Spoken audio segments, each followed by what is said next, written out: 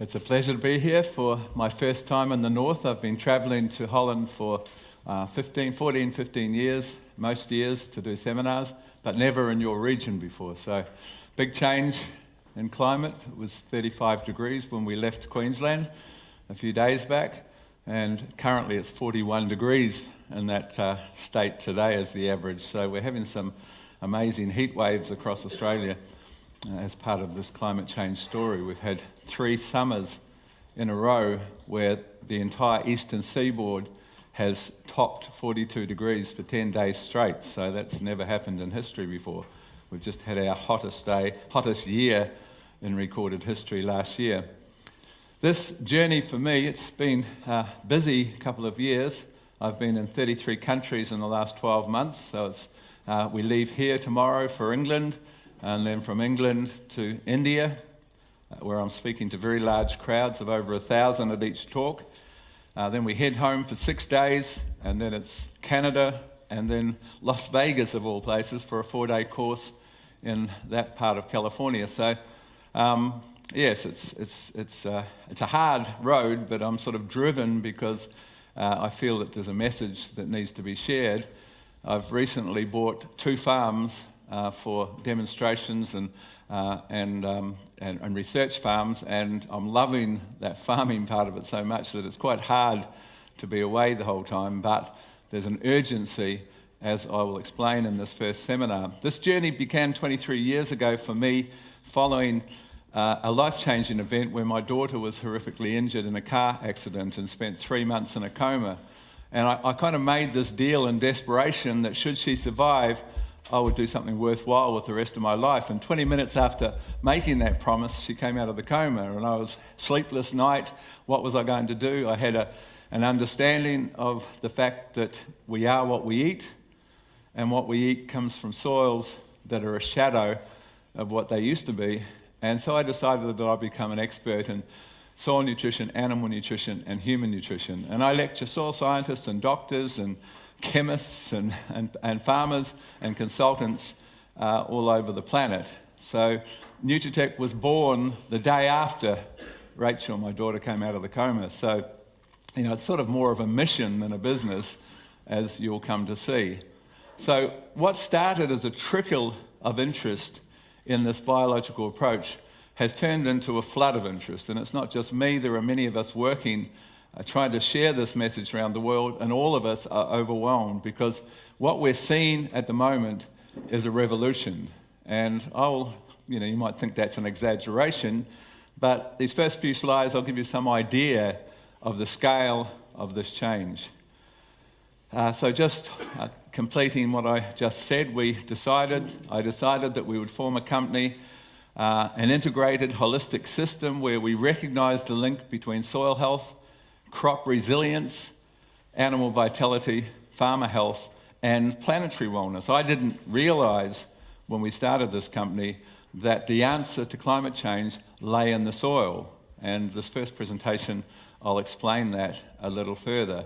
I mentioned the word resilience, and that word is hugely important. In fact, it's probably the most important word in world agriculture at this point, because resilience, and there is a Dutch word for it, and maybe you can tell me what it is, but resilience means the adaptability to bounce back from increasing stressful situations. And what we're seeing all over the globe are more and more climate extremes, where water has become the new gold, where we're seeing more of everything, more hailstorms, more early frosts, more storms, more droughts, in every country that I've visited. People have no idea of how important water is set to become. You may have plenty of it here, but believe me, that is not the case in the rest of the world. Brazil is the world's 2nd largest producer.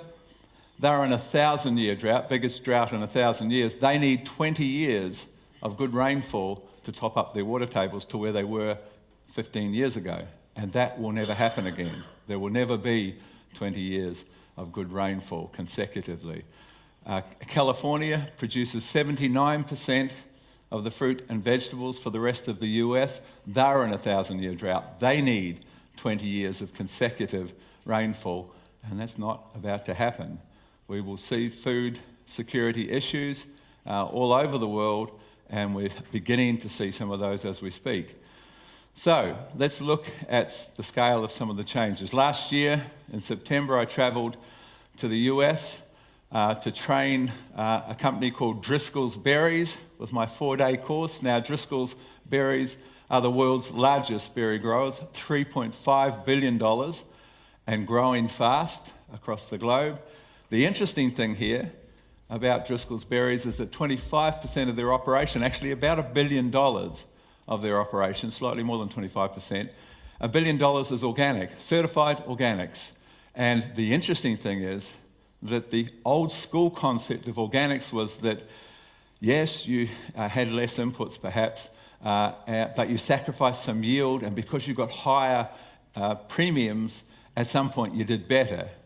That is a ridiculous idea if you understand nutrition science. There is no reason known that you shouldn't do at least as well in organics. There should never be a sacrifice of yield.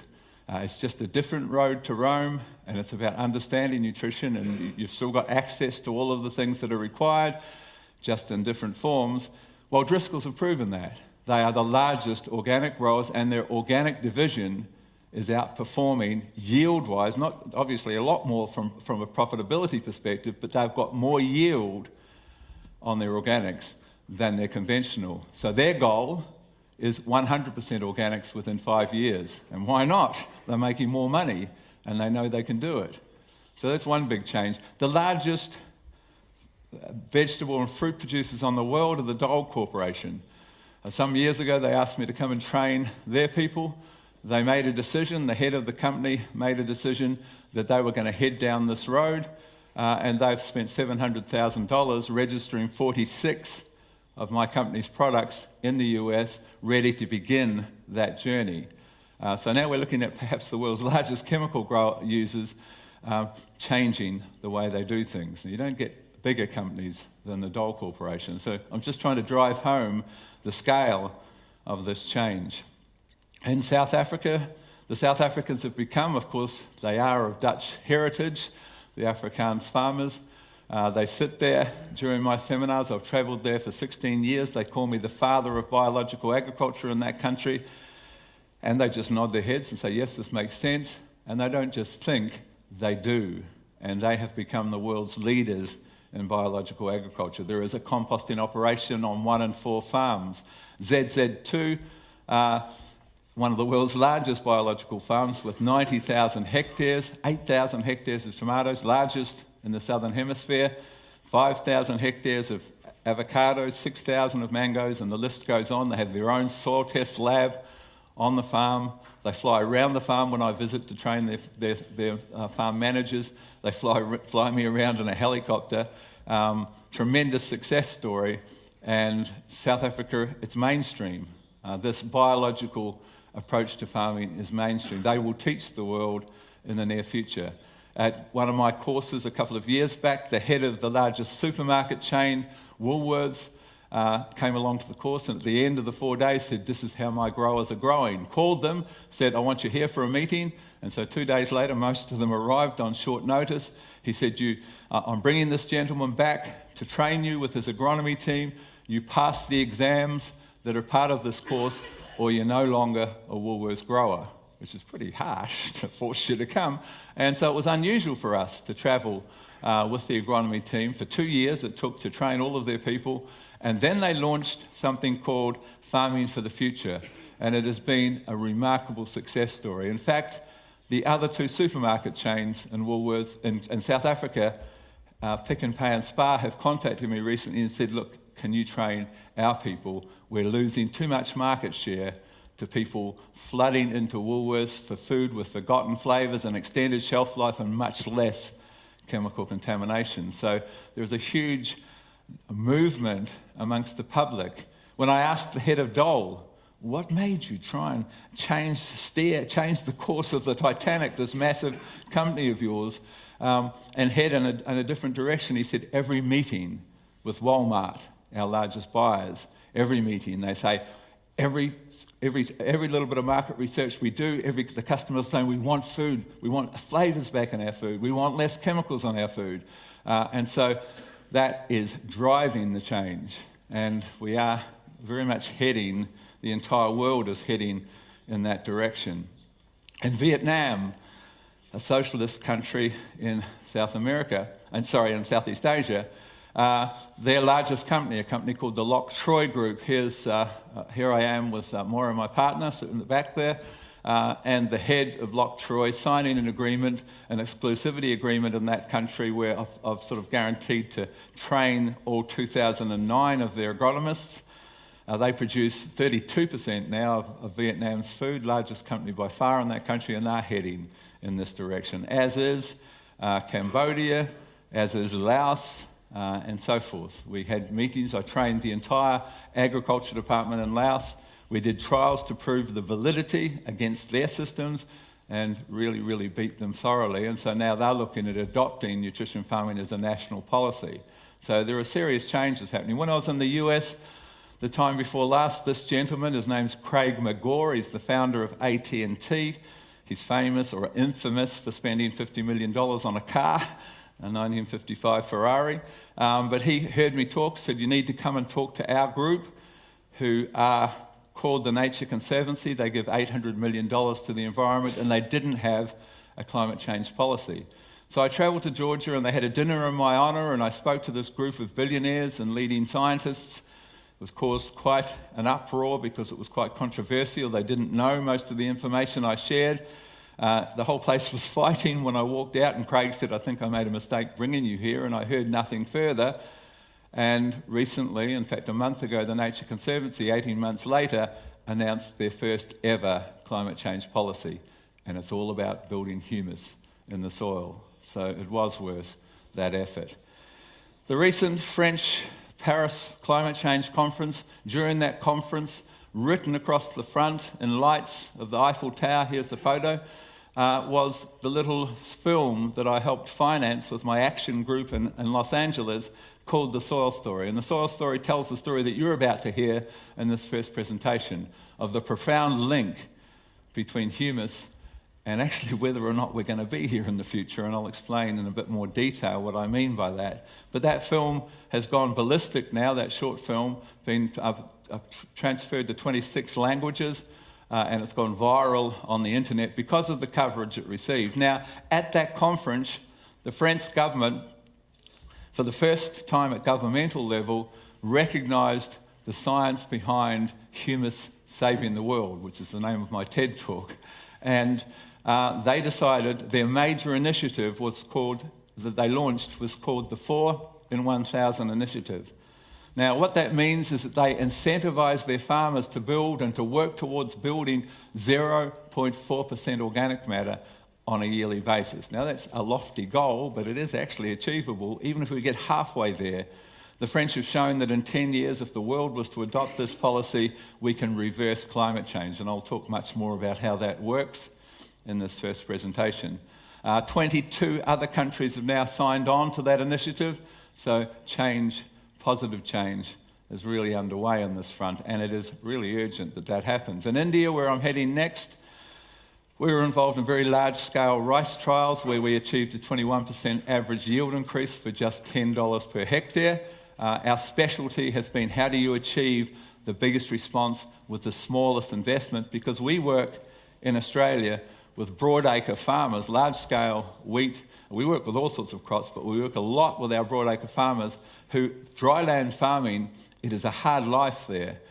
They miss out 1 in 3 with droughts, and it seems like more like 2 in 3 with droughts these days.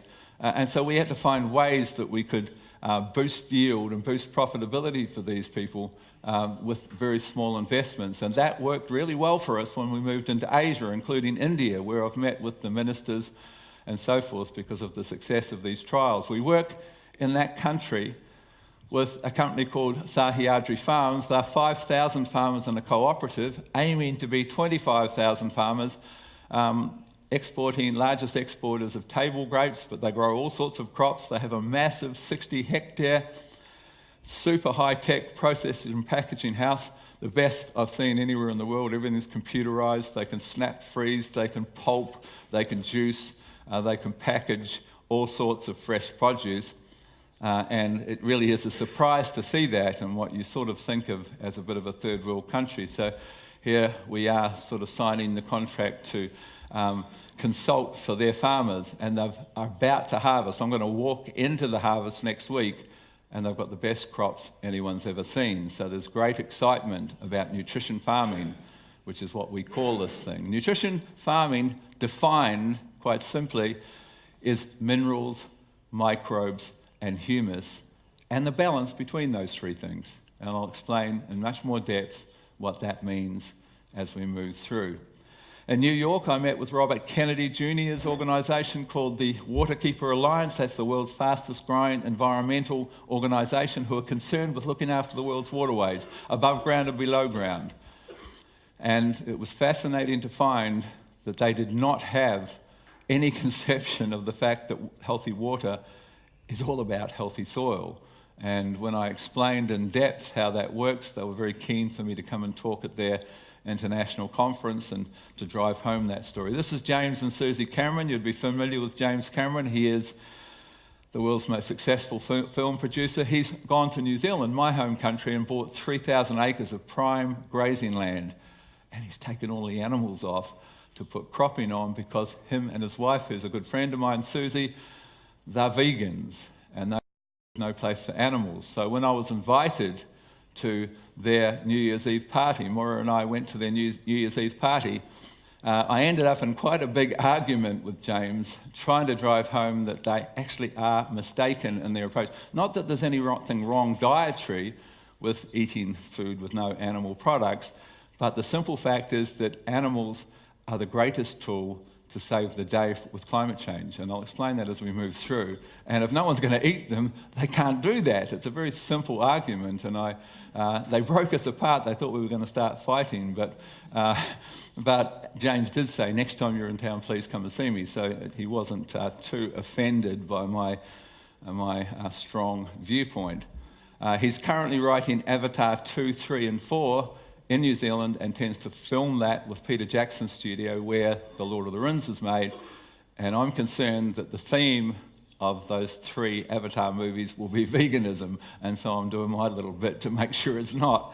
So we're going to talk about the marvels of organic matter in this first presentation. What we need to recognise here is that we are dealing with a hangover. See, it took till 1900 till we achieved our first billion people. Many, many thousands of years, tens of thousands of years. And then we sped up. And between 1900 and 1950, we doubled up. Just short of 1950, we hit 2 billion. And then we went crazy. From 1950 to 2015 or 2016, just a short period of 66 years, we went from 2 billion to 7.4 billion. And that huge expansion in human population means a huge expansion in human enterprise fueled by ancient sunlight. And you might say, what's he talking about, ancient sunlight? I'm talking about the proceeds of photosynthesis from many millions of years back. The coal and oil that came from photosynthesis originally that we had to burn to fuel that growth. And so a great deal of that is now in the atmosphere as CO2, but there is actually a bigger story than that. All of our enterprise, everything we've done, coal-fired power stations, motor vehicles, industry, since 1860 accounts for 250 gigatons. That's 1,000 billion tons that we've put up into the atmosphere. But during that time, and a little longer, we've lost 2/3 of our humus. Now, understand one thing. You can't make new carbon. It's the same carbon molecules that have been here since the very start of time, and they cycle. It's what makes us all as one, because we were all something else, carbon-based at some point, because it's exactly the same molecules that cycle. It's called the carbon cycle. The largest storehouse of carbon, by far, 3 times more than anything else, is the soil, where carbon is stored as organic matter or humus. And then there's all of the carbon-based life forms, humans, animals, plants, that account for 800 gigatons. 600 gigatons, sorry. And then we have the atmosphere, because it can become a gas. It cycles between the soil, between living things, and the atmosphere. And the atmosphere contains 800 gigatons. So we lost 2/3 of the largest storehouse, and it's now in the atmosphere. It's a very simple equation, and that's almost double all of the coal-fired power stations and everything else we did. The largest lion's share of what's trapping the heat in that blanket, changing our climate, warming our oceans, and giving us these very extreme events that are going to increase and increase, the largest share of that came from the soil. And when you build it back in the soil, you can't make new carbon. You can't say, oh, I increased my organic matter, I made some new carbon. No, you didn't. You stepped into the carbon cycle and sequestered what otherwise would have returned to the atmosphere. You have directly sequestered carbon when you build humus in the soil. That is the French government's message. That's been my message for the last decade, and thankfully the world is awakening to the fact that that is the solution. Now, if you don't buy into that solution, it's a fairly grim story, and most of you have no idea of where we're at this point and the seriousness of it. Just to drive home the story, what has driven me, the man who has driven me most profoundly, is a man called James Hansen, Professor James Hansen, who has been a NASA climate change scientist and in the top 5 climate change scientists in the world for 47 years. His claim to fame is totally unparalleled. James Hansen, Dr. James Hansen, makes hundreds of predictions in climate change science on a yearly basis, and James has never, ever been wrong. Now, no one has never been wrong. Einstein was wrong hundreds of times. This guy has a completely unblemished record. Everything he says is going to happen, happens. And he told us 2.5 years ago that we've got 5 years left. Not till there's no world, but until it's a very different place. It's irreversible, and it's a shadow of what it used to be for our children and for us, because it's only a few years away. It's only literally less than 3 years away. So that drove me to get up and run and do 33 countries in a year, and many of us are frantically travelling the world.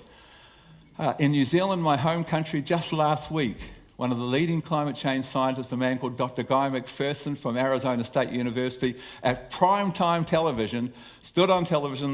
The announcer said gently to him, and what do you think our future is? What do you feel? He looked into the camera and he said, you need to know we've left it too late. There is 10 years and there are no people left on this planet. I want you to all go out and everything on your bucket list, start doing it right now. Do not think that you've got 9 years and 364 days, because the shit hits the fan, as we say in Australia, which means it gets messy.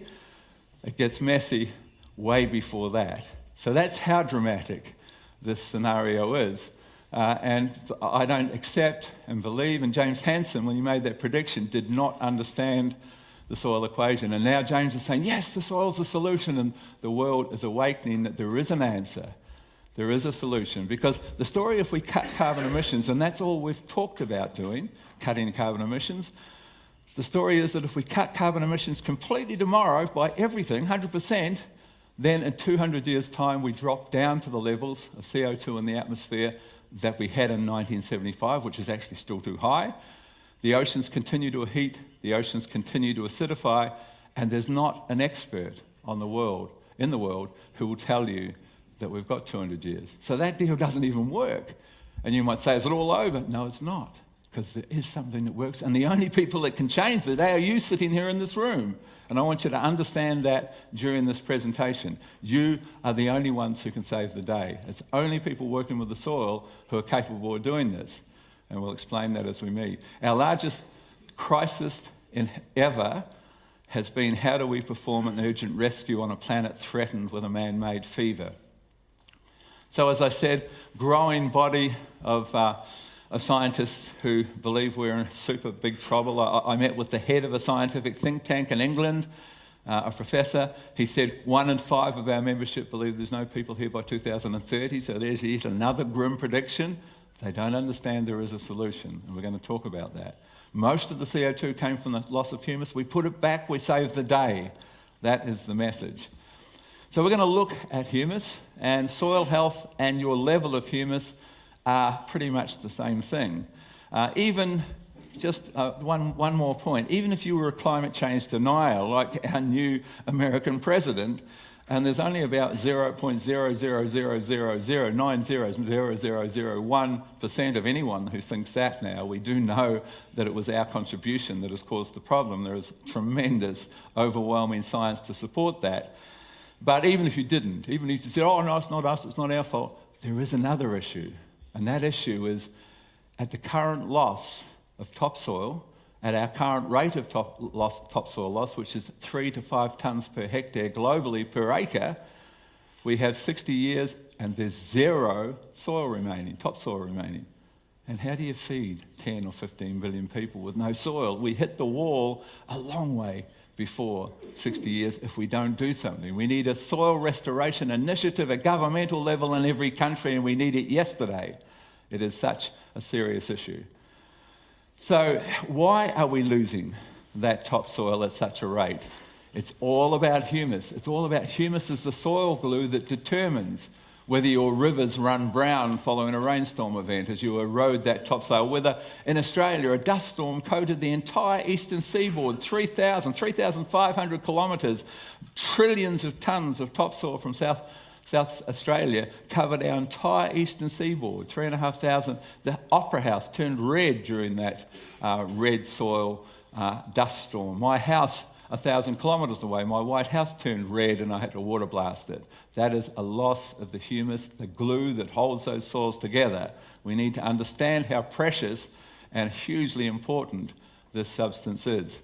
So what is the story of humus? Well, it holds 3 important things. It holds carbon, obviously. It holds minerals. It's the primary storehouse for minerals. And it holds water. It holds its own weight in water. And those three things are pretty important in this brave new world which we are entering. So let's look at humus a little closer. We used to talk about organic carbon on a soil test, and now we talk organic matter. If you really want to go back to organic carbon, then you divide your organic matter by 1.7, but there's not much point because everyone talks organic matter now. But the interesting thing is that there are 3 types of organic matter. There is raw organic matter, which your soil test doesn't differentiate between. So that's why you don't want little pieces of straw or any obvious organic matter in your soil sample, because it will come through on the test as organic matter because there's no differentiation. Then there's active humus. The best example of active humus is that you take your lawn clippings and you pile them in a corner, and you come back with your barrow full of lawn clippings and you put your arm in the first pile and it's red hot. That's bacteria. Tiny little creatures, 500,000 on a pinhead, made from nitrogen as their primary mineral. They've got 17% nitrogen in their body. The green grass is filled. The green pigment, the main mineral, is nitrogen. And so they've come in to do their work as they chase nitrogen. And at the end of 3 or 4 months, you've got a pile of compost made by bacteria. And you take that and put that on your veggie garden, vegetable garden, and you get a good result. 6 months later, you come back and dig over that soil to plant your next garden, and the 3 shades darker that it turned has gone back to the same colour. It's gone. That is called active humus, made by bacteria. It lasts in the soil for 6 to 12 months, and then it oxidizes as part of the carbon cycle and returns to the atmosphere. That is not, understand this, that is not what you're going to be paid carbon credits for. The carbon that saves the day is made primarily by beneficial fungi in the soil. They take some of that humus produced by the bacteria, and some they've made themselves. They wrap it with their long strands called hyphae. They wrap it up into a clay-humus combination that stabilizes the humus. And now your humus lasts for 35 years minimum in your soil, only when fungi are present in that soil. And when you do soil life counts in every soil in the world, the fungi have been obliterated. The beneficial fungi are really, really low in every soil test we look at in the 55 countries in which we work, because they are much less resilient, that word, much less resilient than bacteria. They hate fungicides. They hate herbicides, particularly glyphosate and atrazine. And they hate nematicides. So they get really knocked around, and we really need to bring them back, feed them up to save the planet, because that's the humus that lasts. The greatest breakthrough in composting history, composting science in the last 40, 50 years, comes from Siegfried Lübke in Austria, who's discovered that if you add some clay-based soil to every layer of your compost, that creates the clay humus crumb, and the humus that you put so much effort into building now lasts the rest of your life, 35 years, because you created the stable humus with that clay-based soil. And that is a big breakthrough.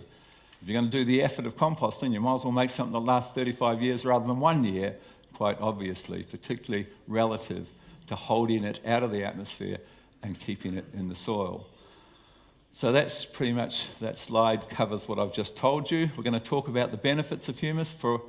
It's a twofold benefit. The first thing, when we talk about drought resistance as a benefit, humus holds almost its own weight in water, but the microbes that live in stable humus emit a gum-like mucilage, a sticky substance that we should show you photos of, but that sticky substance helps to retain moisture in the immediate root zone.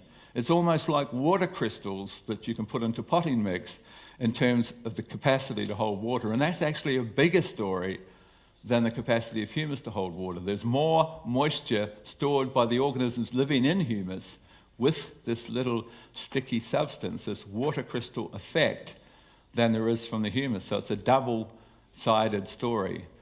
Buffering of pH. Now, we'll show you later that the ideal pH is a pH of 6.4. At 6.4 in the soil, everything is most available. Every mineral is uptaken best at a pH of 6.4. And so if you're 5.4, there is a whole bunch of things, including calcium and magnesium and phosphorus, that are not uptaken well. And if you're 8.4, then you can't take up iron, you can't take up manganese, you can't take up boron, for example. But the higher your humus level, the more forgiving the soil becomes. I can walk into a New Zealand sheep station with a pH of 5.2 and think, well, this is going to be pretty deficient. And there's healthy animals and healthy grass, but there's 10, 11% organic matter in their soil, and the organic matter forgives everything. Organic matter is the single most important determinant of profitable farming. The National Bank in Australia, our largest bank, said, okay, the dominant idea in agriculture is get bigger or get out. And so we have people constantly coming saying, can we borrow some money? We need to buy our neighbour's farm. And so we check them off. Yes, you qualify for this and this and this. We lend them the money, and too many of those loans fall over. So something is wrong with our set of parameters that we think determines profitability. We need to revisit that story. So our leading scientific body, the CSIRO, on 800 farms in New South Wales for 3 years, looked at every aspect of what makes you profitable in agriculture. Is it your machinery? Is it your marketing skills, your accounting skills, the amount of NPK fertilizer you used? No.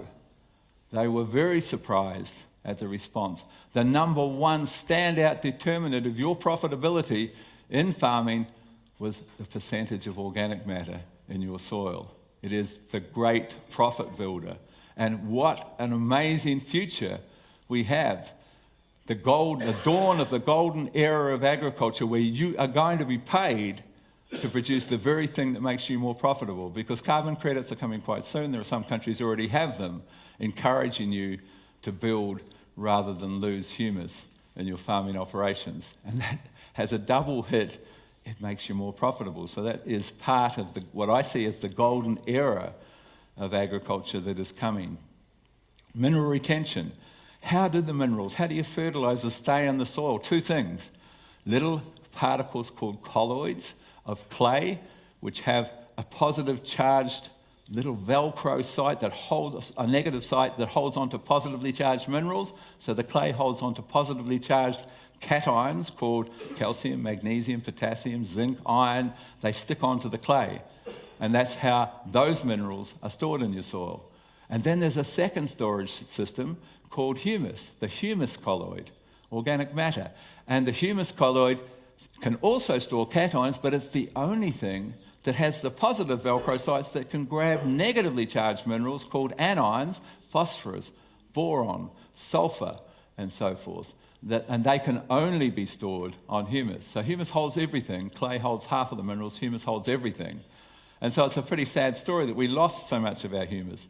The cation exchange capacity of a soil Sandy soil, 3, 4, 5. Heavy clay soil, 30 to 40. Humus has a CEC of 250. The two natural acids found in humus, humic acid and fulvic acid, humic acid has a CEC of 450.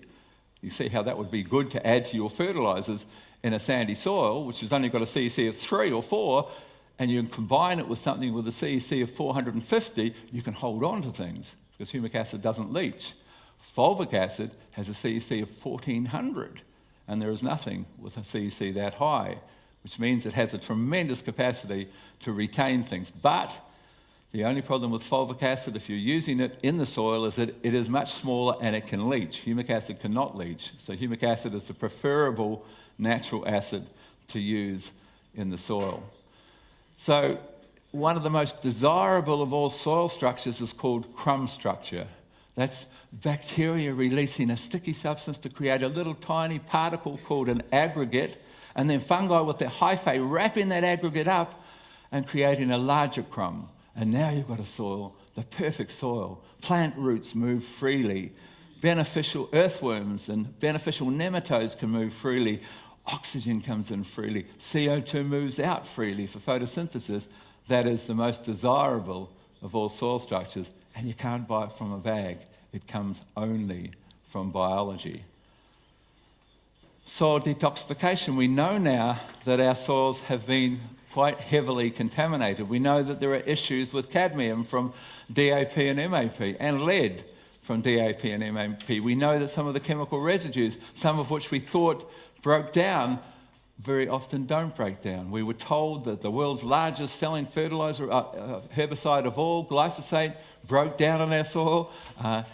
It does, but it breaks down to something called AMPA, which is a much more toxic substance, and it stays there for 22 years. So we were actually led down the garden path and told bullshit relative to glyphosate, because we now know that it's very, very destructive of a whole range of soil organisms, and it's hugely destructive of human health, and that's why it's to be banned in your EU by the end of this year. We will talk more about the dangers of glyphosate. In fact, I'll talk quickly about it now. I am prepared to bet you, the very few of you, because we all use glyphosate, the whole world does. It's the world's most widely used chemical. But I'm prepared to bet money that there are very few of you who actually know its mode of action. And I'm about to share that with you. Glyphosate, Roundup, the mode of action is that it shuts down something called the shikimate pathway. Now, shikimate, S-H-I-K-I-M-A-T-E. You can Google that and see what it is. It's a pathway that governs the production of 3 amino acids that every creature on the planet uses to have an immune system that functions.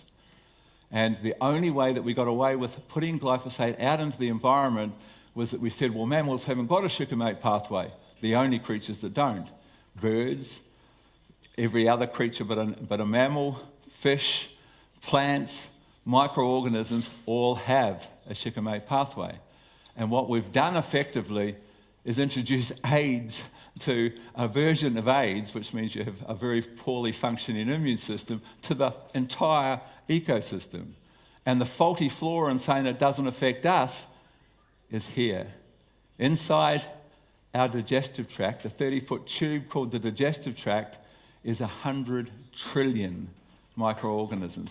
We are a community of 10 trillion cells. The first cell oozed from the Precambrian ocean and sat there saying, this is pretty boring. So we started tagging on other cells, all of whom could do the same thing, until we had multicellular creatures. We had a human being with 10 trillion cells walking around. That's what we are, a community of cells. We have a separate thing called a soul, but we are a community of 10 trillion cells. But within our center, in the tube that runs down through us, the digestive tract, is 10 times more of another organism. Even our skin has 6 billion organisms per square centimetre. And you might say, get those filthy things off there and hop into a bath of Dettol, of disinfectant. Every morning, every night. You last 6 days and you die. You just killed your protective biofilm, just like we've done to the massive number of organisms that live around every plant root and poured the chemicals on them and killed them off. Very, very strong parallel. The problem with these organisms who are linked to every aspect of our health, mental health, hugely linked to gut health, we now know. The immune system, 85% located in the gut, learning from the gut organisms. Every aspect of your health is directly linked to the health of your digestive tract, and those 100 trillion organisms do have a shikimate pathway. So suddenly they're compromised. They can't digest gluten. Suddenly we've got gluten intolerance everywhere.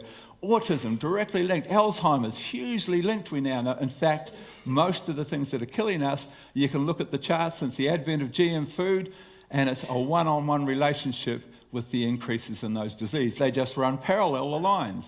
Dozens of diseases. People are calling it the new DDT, and many are saying it is much, much worse than DDT. And your country, your continent says, we didn't buy into it, we're lucky. Sorry, you're not lucky. You might not have grown the food, but you stopped producing protein crops. You produce 15% of what you produced 20 years ago. You import your feed crops, and you import your feed crops, your corn and your soy, Roundup ready, genetically modified with 3 sprays of this toxin on every food, and you put it through your animals, and it comes through us. So you didn't escape. You need to know. And the breads, most of the breads in our country contain 30% GM soy with the Roundup. So we do need to do something about this thing in our environment. So prepare yourself for the fact that it will most definitely go. You might stall it for a year, but it has to go. It will go, and you need to be looking at other alternatives to glyphosate, because that's the deal if you want to have a future and you want your children to have a future. So we'll continue. Root zone chelation. Humic and fulvic acid are the most powerful natural chelating agents. They're found in humus, which means minerals are absorbed much better. Plant growth promotion. Humus is the storage system for these organisms. Now, here's how it works. The most important process on the planet is called photosynthesis. Nothing's more important. That is the source of our food, the only source of our food. You can say, I eat meat. Yeah, the meat eats plants. There is only green plants. That is the only food source on the planet, and that comes from the process of photosynthesis. So, the plant combines water and sunlight and carbon dioxide and makes the building block of everything, and little sugar factories in the green pigment in the leaf, little sugar factories called chloroplasts. And the plant makes glucose, and glucose is the building block of all life. That's where you came from. We all came from the process of photosynthesis. All carbon-based life forms come from glucose made from photosynthesis. So here's the building block of everything. The plant produces it from photosynthesis. It pumps half of what it produces down to the roots, because the roots have got to have it for everything they do, and then it gives away 60% of what it pumps down to the roots. 30% of the total production of your most important substance on the planet, you give it away. Why? Here, at the juncture of the most important process on the planet, is the most important principle. Give, and you shall receive. For us, as every other part of nature. Because when you give away that glucose to this army of organisms waiting for their feed open mouth, they return so many things in return for that gift. Nitrogen fixed from the atmosphere, phosphate and potassium solubilized. They produce chemicals to stimulate plant immunity, stimulate plant growth, to look after their host. I look after you, you look after me. That's how it works. So your role as a farmer is quite simple. You're looking after 2 things, and the better you do that, the more money you make. And what are those 2 things? You're managing chlorophyll, the green pigment. It must be rich and dense. You can't have chlorosis, a loss of that green pigment, because that's a loss of the sugar factories that make you money. The more dense that colour, you don't want pale colours and stripes and blotches, and that's about trace minerals and looking after them. That makes you the glucose that gives you the profit. The more glucose, the more healthy plant, the healthier the yield, the less the problems, the happier the smile on your face at the end of the season. So you're managing chlorophyll, and the second thing that you're managing gas exchange. And you're thinking, what's he talking about, gas exchange? I'm talking, for a start, about the most important single element in plant growth. That element is not nitrogen, is not phosphorus, is not potassium. That element is called oxygen. Now, you last 60 seconds, maybe 90, without oxygen, as does every other creature. You've got to have oxygen. It's the single most important substance for everything. Every carbon-based life form, you've got to have oxygen. And so oxygen into our soils is a function of two things. And it's not just oxygen in, because the oxygen is utilised by the roots, who suck it up and use it for many things. And the organisms around the roots who are having their feed of sugar each day also use oxygen for everything. And then they breathe out. And what do they breathe out? They breathe out CO2, which now diffuses from the soil, and the plant leaves waiting. Thousands of tiny little mouths can open to 7 times their normal size, called stomates, suck up that CO2, combine it with water and sunlight, and there it is, the production of the building block of all life. And you're all biological farmers, you just didn't know it. Because the larger your root system and the more organisms around them, the more CO2 moves out of that soil and the greater your yield. And when you realise that simple thing, oh, okay, I look after chlorophyll and I look after gas exchange and I'll do better. Yes, you will. And so the story is, how do we get more oxygen in and more CO2 out? What changes that soil structure? 2 things, minerals and microbes. And what mineral changes it? The most important mineral of them all, called calcium. Here's the story. The most important ratio in your soil is called the calcium to magnesium ratio, and it's so important because it governs whether or not oxygen can move in freely and whether CO2 can move out. It governs gas exchange, and here's why. All minerals have a different size, a different ionic size, and calcium is a large mineral. Think of it like a beach ball. It has 2 positive charges. So think of that beach ball with a positive charge on one side and a positive charge on the other side. And the little clay particles, the clay colloids, are negatively charged. And they stick on one side of the beach ball on that positive charge, like a nail to a magnet, and they do the same thing on the other side. And so you're pushing apart the clay with your large-sized calcium ion. And what does that mean? Well, you're flocculating. It's called flocculation. You're opening up the soil so oxygen can come in and CO2 can come out. And that's what makes the calcium to magnesium ratio. Magnesium is the size of a golf ball compared to that beach ball. And it has 2 positive charges, so it pulls the clay in. It grabs hold of clay, pulls it in tight. So you're walking around on platform shoes in that high magnesium soil. It's called a Sunday soil. You plant it on Saturday, you work it on Saturday, you plant it on Sunday, because on Monday it's already closed over and tight. That's a high magnesium soil, and that is not a good soil for biology because they've got to have oxygen. And you've closed your soil up. That's a terror. And so you might say, oh, I won't worry about magnesium, I'll just do the calcium, then I'll open her up. But you can't forget about magnesium, because your other role is that you're managing chlorophyll, where the sugar factories are, and the blood, the green blood called chlorophyll of the plant, the centerpiece of that green blood, just like iron is the centerpiece of your blood, the centerpiece of the plant's blood is magnesium.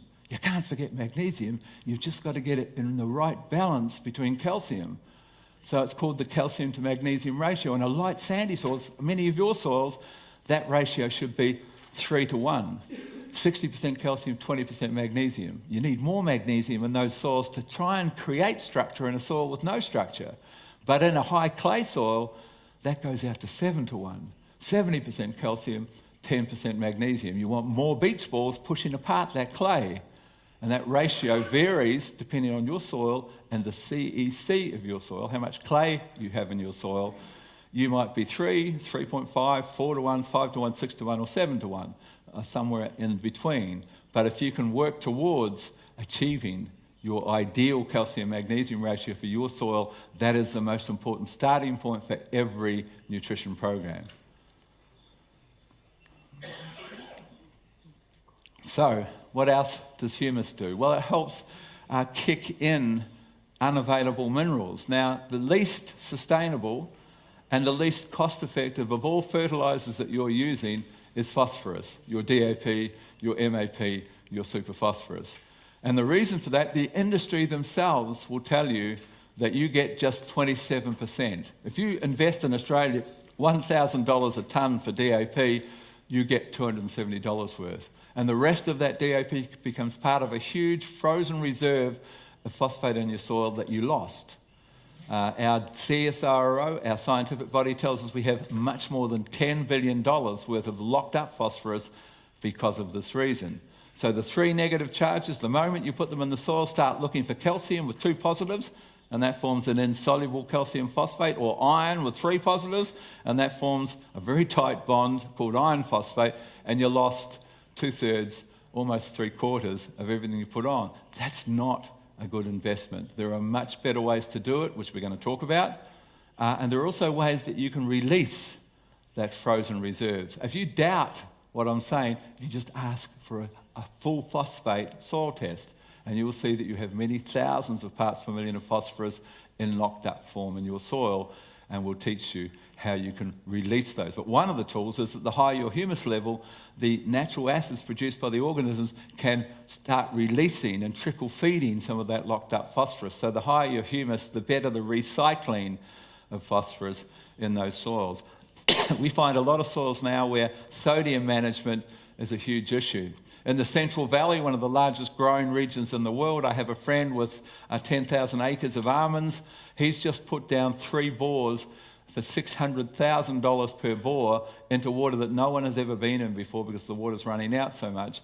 He's down so deep, and that water has turned salty. His base saturation in his soils used to be 1%. The average is now 8.5%, and it gets worse with every irrigation. So our only solution has been to add some humic acid to the irrigation water to buffer that sodium and stop it entering the trees and causing damage. So humus, that's one of humus, because humic acid is part of humus. It's one of humus's roles, is that as our soils get more salty, as countries get drier, the higher the humus level, the better your resilience, your bounce back capacity in those high salt waters, saline irrigation waters, and sometimes we've just used too many salt fertilizers and so forth. So humus is the bufferer, sodium bufferer. But interestingly, we've talked about humus's benefits, but these are the benefits of humic acid, and we see it is exactly the same story, because humic acid is the central acid along with fulvic acid in humus, and it does exactly the same things. These are the benefits from introducing humic acid into your programs. The same story as what humus does. It's like a band-aid for a lack of humus. So humus offers more than climate change reversal. This is the story I mentioned about profitability in the National Bank, so we won't talk too much more about that, but they're finding that the central determinant of profitability in agriculture was humus, organic matter. It was a big wake-up call for the banks. They're now asking, they're looking at your soil test to see what your humus levels are before they lend you money. That's how much change is made in Australia. Yes? Time for a short break? Oh, it's time already, is it? Yeah. Okay. Yeah. All right. I'll finish this slide and then we'll have a break. So humus is also our greatest management of water. And everywhere I travel, as I mentioned, water has become the new gold. And how do we manage water in many countries? How do we manage it in Australia? We have huge dams, and the amount of evaporation in that dam when we have, as we are at the moment, 42 degrees, is trillions of litres. And then we pump this dam water 200 miles away, 200 kilometres away, and then we put it out through centre pivots and flood irrigation and overhead irrigation with more evaporation and more carbon footprint with the machinery used, the pumps used to pump it there and pump it out. Compare that to building an extra 1% organic matter in your soil. 1% organic matter means that that soil can hold 170,000 litres of water that it didn't hold before. And that water's below the ground. The plant takes it as needed. There's no evaporation. There's no carbon footprint moving the water. There is no better management of the new gold than there is humus. It is absolutely the best management tool. There's nothing comes close. What is 170,000 litres? This tabletop's 2 square metres. That's 34 litres. That's many buckets of water in that little area that now can be held and delivered when needed that couldn't be held before. That is the power of humus when we talk water management. So we'll have ourselves a little break and we'll come back in 15 minutes. Thank you.